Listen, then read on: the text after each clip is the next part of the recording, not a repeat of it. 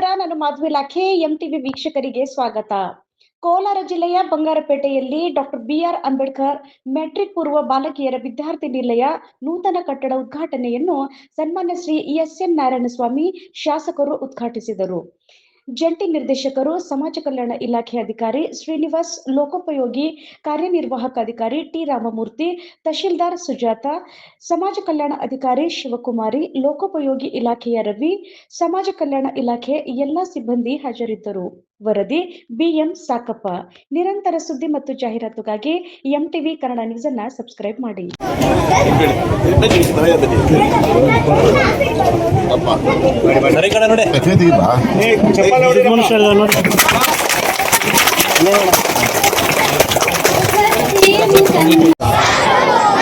ಸಮಾಜವಾದಿ, ಧರ್ಮನಿರಪೇಕ್ಷ, ಪ್ರಜಾಸತ್ತಾತ್ಮಕ ಗಣರಾಜ್ಯವನ್ನಾಗಿ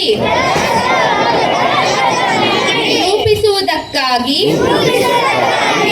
ಭಾರತದ ಎಲ್ಲಾ ಪ್ರಜೆಗಳಿಗೆ ಮತ್ತು ರಾಜಕೀಯ ನ್ಯಾಯವನ್ನು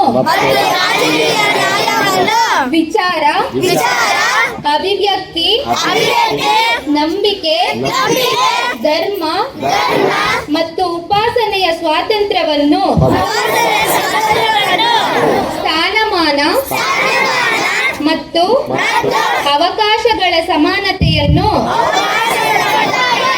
ವ್ಯಕ್ತಿ ಗೌರವ, ದೇಶದ ಏಕತೆ, ಆದರೆ ಯಾರೂ ಕೂಡ ಅದನ್ನ 99% ಜನ ಅದನ್ನು ಪಾಲನೆ ಮಾಡುತ್ತಿಲ್ಲ. ಈ ನಿಟ್ಟಿನಲ್ಲಿ ನಾನು ಕೂಡ ಬಹುಶಃ ಸರ್ಕಾರಿ ಹಾಸ್ಟೆಲ್ ಓದತಕ್ಕಂಥ ಒಬ್ಬ ವಿದ್ಯಾರ್ಥಿ. ನಾನು ಕೂಡ ಜನರಲ್ ಹಾಸ್ಟೆಲಲ್ಲಿ 77 ಅಂದ್ಕೊಳ್ತೀನಿ, 77ರಿಂದ 81 ತನಕ ಸರ್ಕಾರಿ ಹಾಸ್ಟೆಲಲ್ಲಿ ವಿದ್ಯಾಭ್ಯಾಸ ಮಾಡಿದಂಥ ವಿದ್ಯಾರ್ಥಿ ನಾನು ಕೂಡ. ಅಂದಿನ ದಿನಮಾನಗಳಲ್ಲಿ ನಮಗೆ ಇಷ್ಟು ಸೌಲಭ್ಯ ಇರಲಿಲ್ಲ. ಹಳೇ ಬಾಡಿ ಕಟ್ಟಡಗಳು. ನನ್ನ ಪ್ರಕಾರ ಅಂದಿನ ದಿನಮಾನಗಳಲ್ಲಿ ಸ್ವಂತ ಕಟ್ಟಡ ಒಂದು ಕೂಡ ಇರಲಿಲ್ಲ. ಅವತ್ತು ನಿಮ್ಮ BDO ಆಫೀಸ್ ಇತ್ತಲ್ಲ, BDO ಆಫೀಸಲ್ಲಿ ಇಲ್ಲಿ ಸೋಷಿಯಲ್ ವೆಲ್ಫೇರ್ ಇನ್ಸ್ಪೆಕ್ಟರ್ ಅಂತ ಒಂದು ಪೋಸ್ಟ್ ಕ್ರಿಯೇಟ್ ಮಾಡಿ ಅವರ ಹ್ಯಾಂಡ್ ಓವರಲ್ಲಿ ಒಂದು 4-5 ಜನ ಹಾಸ್ಟೆಲ್ ಸೂಪರಿಂಟೆಂಡೆಂಟ್ಗಳನ್ನು ಅಡಿಗೆಯನ್ನು ಕೊಟ್ಟು ಪ್ರಾರಂಭ ಮಾಡಿದಂಥ ಕೆಲಸ. ಇವತ್ತು ನೀವು ಅದಕ್ಕೆ ಕಂಪೇರ್ ಮಾಡಿ ನೋಡಿದಾಗ ನನಗೆಲ್ಲೋ ಒಂದು ಕಡೆ ಈ ಜನರ ಆಶೀರ್ವಾದದಿಂದ, ಜನರ ಪ್ರೀತಿಯಿಂದ ಅಧಿಕಾರ ಸಿಕ್ಕಾಗ ಹೆಚ್ಚು ಗಮನ ಕೊಟ್ಟಿದ್ದು ಈ ಹಾಸ್ಟೆಲ್ ಕಡೆ. ಯಾಕಂದ್ರೆ ನಾನು ಶಾಸಕನಾಗಿ ಇವತ್ತಿಗೆ 13 ವರ್ಷ ಆಯಿತು. 13 ವರ್ಷಗಳಲ್ಲಿ ಕೋಲಾರ ಜಿಲ್ಲೆಯಲ್ಲಿ ಏನಾದರೂ ಕೂಡ ಹೆಚ್ಚಿನ ವಿದ್ಯಾರ್ಥಿ ಇಟ್ಟಿದ್ದಾವೆ ಅಂದರೆ ಅದು ಬಹುಶಃ ಬಂಗಾರಪೇಟೆಯಲ್ಲಿ ಅಂತ ನಾನಾದರೂ ಭಾವಿಸ್ತೇನೆ. ನೋಡಿ, ಹೊಸದಾಗಿ ಇವತ್ತು ನಾನು ನಮ್ಮ ಕಿತ್ತೂರಾಣಿ ಒಂದು ಶಾಲೆಯ ಪ್ರಾಂಶುಪಾಲರಾಗಿರ್ತಕ್ಕಂಥ ನಮ್ಮ ಮೇಡಮ್ ಎಲ್ಲ ಸುಮಂತಲ್ಲ, ನಮ್ಮ ಮೇಡಮ್ ಅವ್ರು ಕಂಡ್ರೆ ನನಗೆ ಬಹಳ ಪ್ರೀತಿ, ಗೌರವ. ಬಹುಶಃ ನನಗೆ 12 ವರ್ಷಗಳ ಹಿಂದೆ ಇಲ್ಲಿ ಹಾಸ್ಟೆಲ್ ಓಪನ್ ಆದಾಗ ಬಂದರು ಇಲ್ಲಿಗೆ ಅವರು, ಸುಮನ್ ಮೇಡಮ್ ಅವರು. ಇವತ್ತು ಕೂಡ ಬಂಗಾರಪೇಟೆಯಲ್ಲಿ ನಮಗೆ ಮೊರಾರ್ಜಿ ದೇಸಾಯಿ ಶಾಲೆ, ಕಿತ್ತೂರಾಣಿ ಚೆನ್ನಮ್ಮ ಶಾಲೆ, ದೇವರಾಜ ಅರಸು ಶಾಲೆ,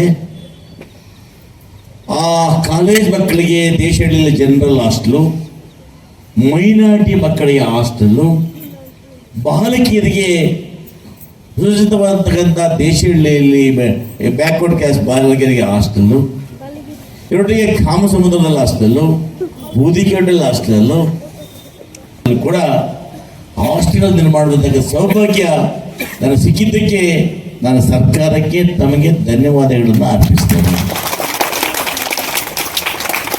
ನಮ್ಮಲ್ಲಿ ಇವತ್ತು ಬಂಗಾರಪೇಟೆ ಕಿತ್ತೂರಾಣಿ ಚೆನ್ನಮ್ಮ ಹಾಸ್ಟೆಲ್ಗೆ ಜಿಲ್ಲೆಯಲ್ಲೇ ಬಹಳ ಬೇಡಿಕೆ ನಮ್ಮ ಹಾಸ್ಟೆಲ್ಗೆ ಇವತ್ತು. ಹೇಗೆ ಹೇಳಿ, ಆ ತಾಯಿ, ಆ ಪ್ರಿನ್ಸಿಪಾಲ್ ಇವತ್ತು ಗಂಡ ಹೆಂಡತಿ ಇಬ್ರು ಕೂಡ ಅಲ್ಲೇ ವಾಸ ಮಾಡ್ತಾರೆ. ಭಗವಂತ ಅವರಿಗೆ ಮಕ್ಕಳ ಬಗ್ಗೆ ಕರುಣಿಸದೇ ಇದ್ದಾಗ ಎಲ್ಲ ಮಕ್ಕಳು ನಮ್ಮ ಮಕ್ಕಳೇ ತಿಳಿದು ಇವತ್ತು ಅಲ್ಲೇ ವಾಸ ಮಾಡ್ತಾ ಆ ವಿದ್ಯಾಭ್ಯಾಸ ಕೊಡ್ತಾ ಇದ್ದಾರಲ್ಲ, ನಿಜಕ್ಕೆ ಕೂಡ ಅದು ಶ್ಲಾಘನೀಯ ಅಂತ ನಾನಾದರೂ ಈ ಸಂದರ್ಭದಲ್ಲಿ ಭಾವಿಸ್ತೇನೆ. ಎಷ್ಟು ಜನಕ್ಕೆ ಈ ಭಾವನೆ ಬರ್ತದೆ, ಎಷ್ಟು ಜನಕ್ಕೆ ಈ ಪುಣ್ಯ ಸಿಗ್ತದೆ. ಈ ನಿಟ್ಟಿನಲ್ಲಿ ಇಂಥ ಅನೇಕ ಮಹನೀಯರು ಕೂಡ ಇಲಾಖೆಯಲ್ಲಿದ್ದಾರೆ ಇವತ್ತು. ಹಾಗಂದು ಎಲ್ಲ ಒಳ್ಳೆಯವರು ಅಲ್ಲ, ಕೆಟ್ಟವರು ಇದ್ದಾರೆ, ಸರಿಯಾಗಿ ಕೆಲಸ ಮಾಡದಿರೋರು ಇದ್ದಾರೆ, ಸರಿಯಾಗಿ ಅಡುಗೆ ಮಾಡದಿರೋರು ಇದ್ದಾರೆ. ಎಲ್ಲ ಇರಲೇಬೇಕಲ್ಲ. ಕೆಟ್ಟವರು ಇದ್ರೇನೆ ಒಳ್ಳೆಯವ್ರಿಗೆ ಬೆಲೆ ಇಲ್ಲ. ಹಾಗೆ ಕೆಟ್ಟವರನ್ನ ಒಳ್ಳೆಯವರನ್ನ ಎಲ್ಲರೂ ಸರಿದೂಸ್ಕೊಂಡು ಹೋಗ್ತಾ ಇದ್ದೀವಿ ನಾವು. ಆದ್ರೆ ಇವತ್ತು ಇದಕ್ಕೆ ಪೂರಕವಾಗಿ ಇವತ್ತು ನಮ್ಮ ಶ್ರೀನಿವಾಸರು ಹೇಳಿದಾಗೆ ಕಾಮಸಮುದ್ರದಲ್ಲಿ 25 ಕೋಟಿ ರೂಪಾಯಿಗಳನ್ನು ಮಂಜೂರು ಮಾಡಿಸಿದ್ದೇನೆ. ಇದರೊಟ್ಟಿಗೆ ಬಂಗಾರಪೇಟೆ ದೇಶಹಳ್ಳಿಯಲ್ಲಿ ಮೆಟ್ರಿಕ್ ಬಾಲಕಿ ವಿದ್ಯಾರ್ಥಿ ನಿಲಯ ಬ್ಯಾಕ್ವರ್ಡ್ ಅಲ್ಲಿ ಇವತ್ತು 5 ಕೋಟಿ ರೂಪಾಯಿಗಳನ್ನು ಮಂಜೂರು ಮಾಡಿಸಿದ್ದೇನೆ. ಇದರೊಟ್ಟಿಗೆ ಕೋಲಾರ ಜಿಲ್ಲೆಯಲ್ಲಿ ಕಾರ್ಮಿಕ ಇಲಾಖೆಯಿಂದ ಒಂದೇ ಒಂದು ವಸತಿ ಶಾಲೆ ಕೊಟ್ಟರು. ಆ ವಸತಿ ಶಾಲೆಯನ್ನ ಗೌರವಾನ್ವಿತ ಕಾರ್ಮಿಕ ಸಚಿವರಾಗಿರ್ತಕ್ಕಂಥ ನಮ್ಮ ಸಂತೋಷ್ ಲಾಡಲ್ಲಿ ವಿನಂತಿ ಮಾಡಿ ಅದನ್ನು ಕೂಡ ಸುಮಾರು 35 ಕೋಟಿ ವೆಚ್ಚದಲ್ಲಿ ಎಳೆಸಂದಲ್ಲಿ ಪ್ರಾರಂಭ ಮಾಡ್ತೀವಿ. ಇವೆಲ್ಲವನ್ನು ಯಾಕೆ ಮಾಡ್ತೀವಿ ಅಂದ್ರೆ,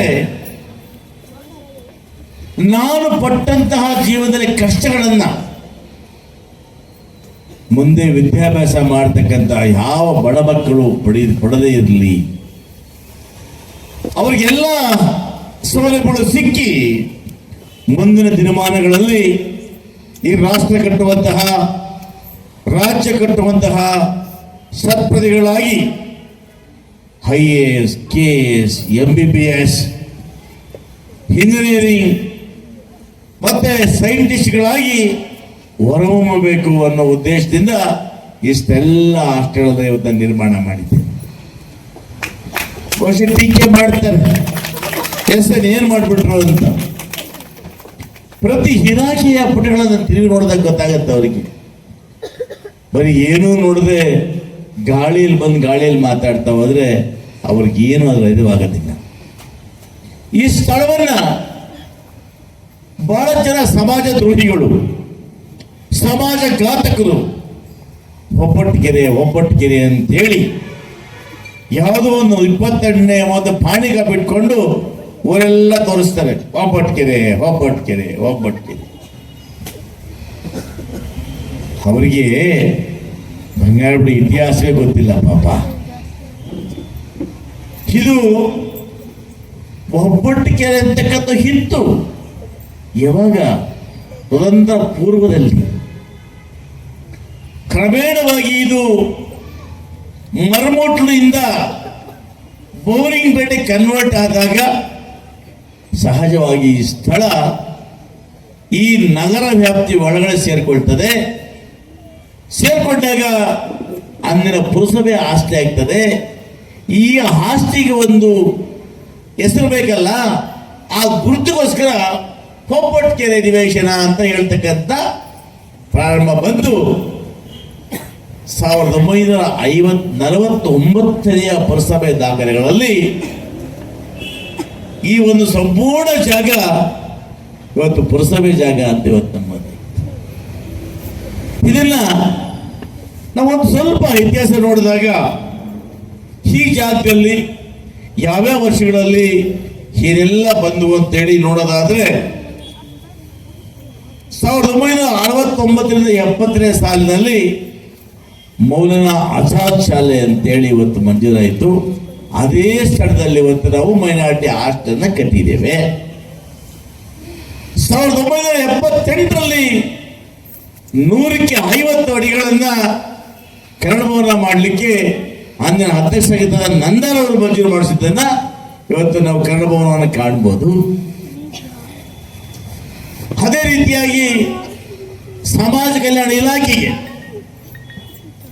1996ರಲ್ಲಿ ಹಸ್ತಾಂತರ ಮಾಡಿದಾಗ ಇವತ್ತು ಈ ಹಾಸ್ಟೆಲ್ ನಿರ್ಮಾಣ ಮಾಡುತ್ತಿದ್ದವೆಲ್ಲ ಕೂಡ ಕಣ್ಣಲ್ಲಿ ಕಾಣ್ಬೋದು. 1999ರಲ್ಲಿ ನಮ್ಮ ಆರ್ಟಿಕಲ್ ಡಿಪಾರ್ಟ್ಮೆಂಟ್ಗೆ ಈ ಸ್ಥಳವನ್ನು ಕೂಡ ಕಾಯ್ದಿರಿಸಿ ಆದೇಶ ಮಾಡಿದ್ದೇವೆ. ಇದಾದ ನಂತರ ನಮಗೆ ಈ ನಮ್ಮ ದಲಿತ ಮುಖಂಡರು, ರೈತ ಮುಖಂಡರು, ಜನ ಹೋರಾಟದ